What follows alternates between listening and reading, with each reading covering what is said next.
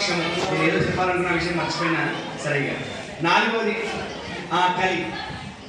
కలి ప్రవేశం ఎట్లా ఉంటుంది అంటే ఆయన రావడం.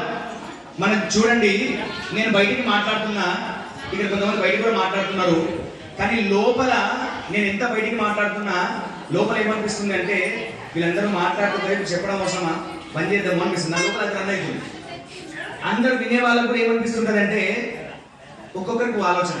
మధ్యాహ్నం అయితే ఇంకెక్కడో పోవాలి, ఇక్కడ ఫోన్ కొందరికి ఐడియా ఏంటంటే కదా ఓన్లీ జియో ఉంటే కలుస్తుంది, ముందు అది కూడా కలుగుతుండే ఫోన్ స్విచ్ ఆఫ్ ఉన్నాయి ఎట్లా ఏంటి అని అనేక రకాల మదనం. అంటే ప్రతి ఒక్కరి మనసు లోపల ఒక్కొక్క ఆలోచన రేగుతూ ఉంటుంది. ఆలోచన లేకుండా ఉండదు, కదులుతూనే ఉంటుంది. బయటికి వింటున్నా ఆలోచన వస్తుంది, నేను బయటికి మాట్లాడుతున్నా లోపల ఆలోచనలు తిరుగుతూనే ఉన్నాయి.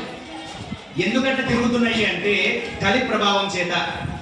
మనిషి యొక్క మనసు 14 సెకండ్ల కంటే ఎక్కువ నిలబడదు. గట్టిగా గుర్తుపెట్టుకోండి, మన మనసు 14 సెకండ్లు గట్టిగా ప్రయత్నం చేస్తే నిలబడుతుంది. సెకండ్లు అంతే. అరుణాచల శివాని వరకు మన మనసు కదిలిపోతుంది. అంతసేపటి కూడా 6 అక్షరాల నామం చెప్పేటప్పుడు కూడా మన మనసు ఉండదు, కదులుతూనే ఉంటుంది. అందుకే మనసును కోతితో పోలుస్తారు, చంచలమైన కోతితో పోలుస్తారు. కాబట్టి కలి ప్రవేశం ఎట్లా ఉంది అంటే కలి కుడి చేతితో